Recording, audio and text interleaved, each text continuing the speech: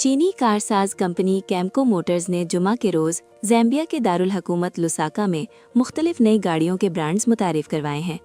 इस मौके पर मुनक्किदा तकरीब से खिताब करते हुए फ्रैंक तयाली ने कहा कि कंपनी का यहाँ दाखिल होना चीन की जारी सरमायाकारी और दोनों मुल्कों के दरमियान गहरे इक़्तिसादी व तिजारती तावन को जाहिर करता है।